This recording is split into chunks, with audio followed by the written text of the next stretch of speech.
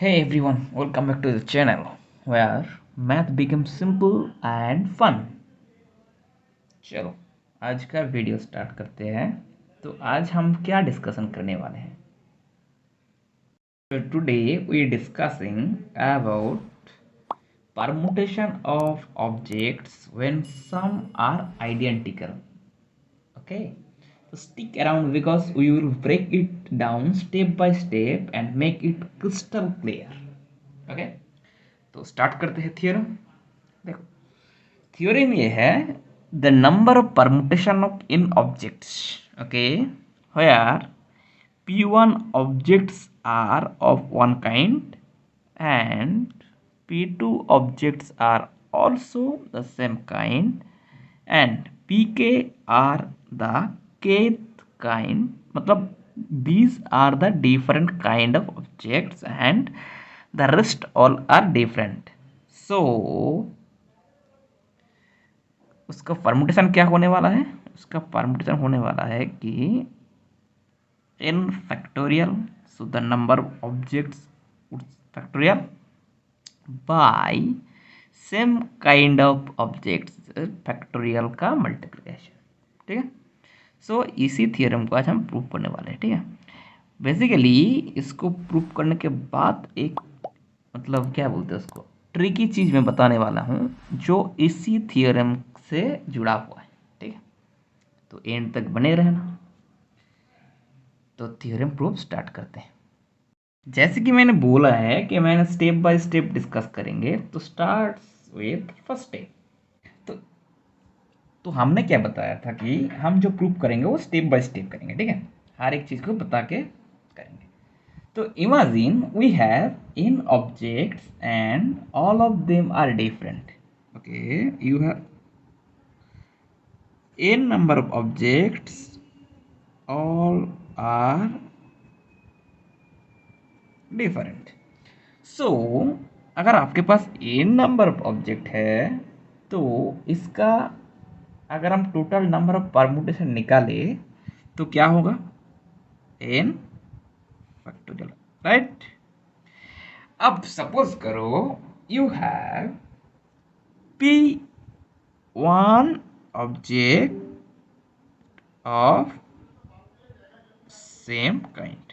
ठीक है, तो आप एक चीज सोच के देखो, आपके पास 5 ऑब्जेक्ट है जिनमें से कि 2 ऑब्जेक्ट सेम काइंड का है।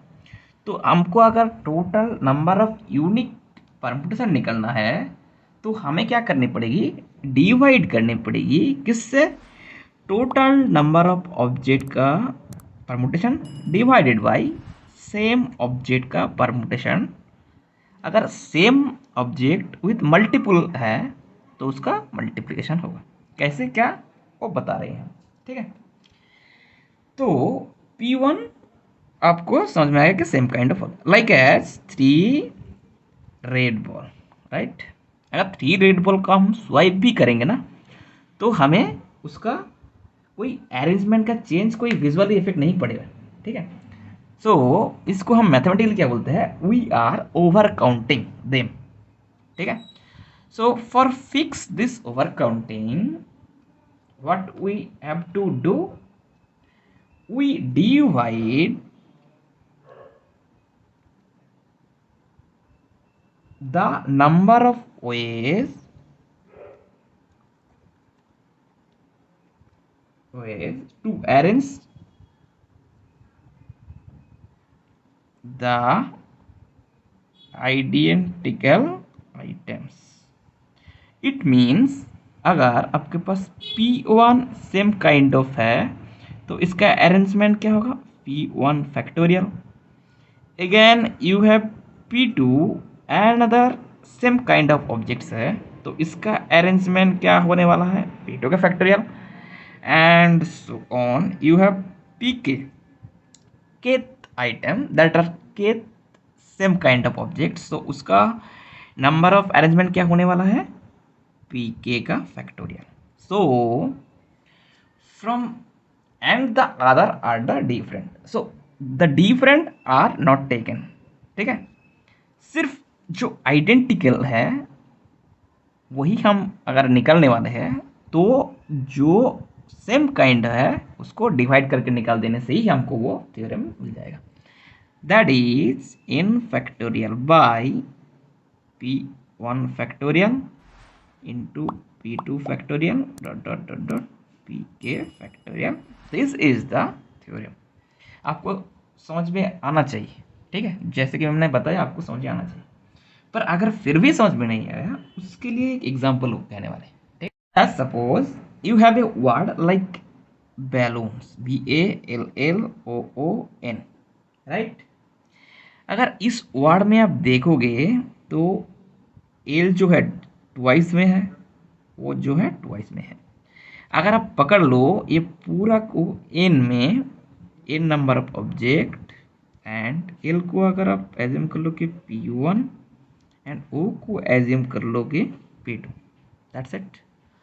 सो from the theorem what you get, the number of, तो total number of unique permutation क्या होने वाला है, वो होने वाला है सो 7 फैक्टोरियल बाय एल का जो है कितना 2 factorial into 2 factorial, that is basically क्या होने वाला है 5040 by 4, that is 1260।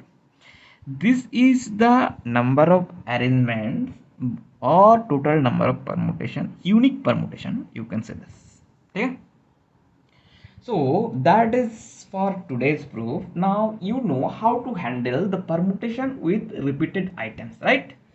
If you found this is helpful, give a thumbs up and subscribe and share it with your friends who love math or need help with combinatorics, right? If you need any help, drop a comment. If you want more explanation like this, you can comment me and I will make videos for all of you. So thanks for watching. तो video आज के लिए बस इतना ही। So thanks for watching. जाके subscribe करना मत भूलना।